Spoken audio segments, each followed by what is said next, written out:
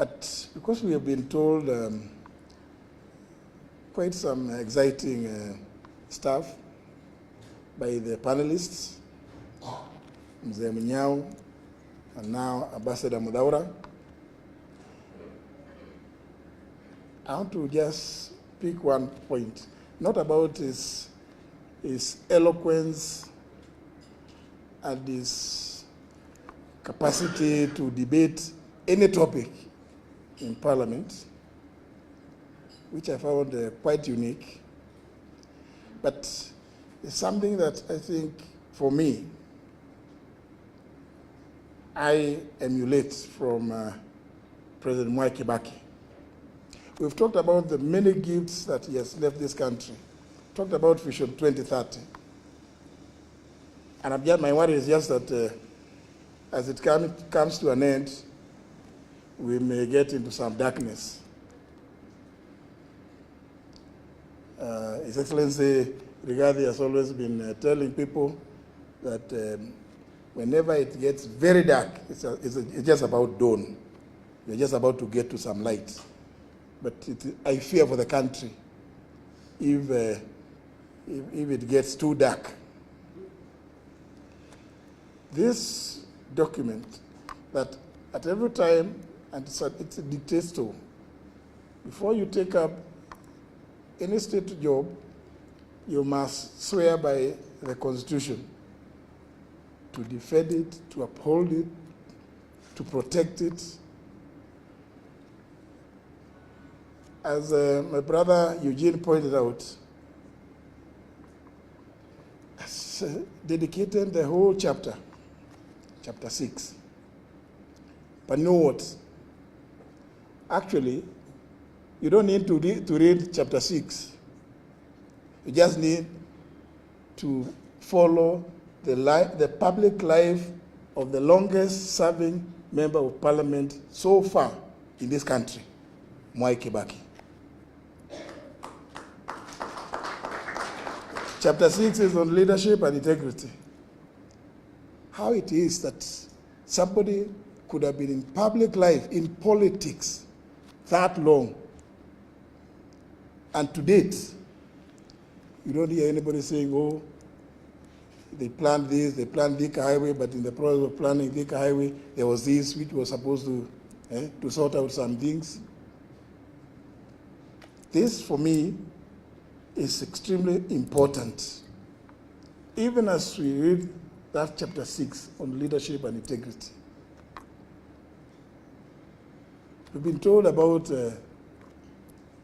ICT. How I wish we all in leadership could borrow a leaf that when we come up with projects, public projects, we don't do so because we have hidden private interests in there. Because virtually everything we do these days, as you go through the documents, you come to realize, oh, there's something here which is not very clear. How is it that President Mwai Kibaki went through it, Minister for Finance, Minister for Health, Assistant Minister, but you can't hear. And in those very critical dockets, to date you cannot see or hear what we hear today. So, ladies and gentlemen, brothers and sisters, whether you read chapter 6, read about President Mwai Kibaki to know what it is. When we talk about good governance, when we talk about integrity in public leadership, in office, you just need to read the history of Mwai Kibaki. Then you can read chapter 6 as kind of a lullaby, because when you read the history of Mwai Kibaki, then integrity in public leadership, in public office, will become so clear to you that you don't need to read anything else. Many of you, I'm sure, are religious people, either Muslims or Christians or Hindus. You know, virtues, the virtues of integrity, honesty. I think there's a lot that we can learn just by reading the life of President Mwai Kibaki, because it amazes me how somebody could have been in leadership, rising to the highest office, and you still cannot hear anything, not touching even on his family, not touching him, not even his close friends.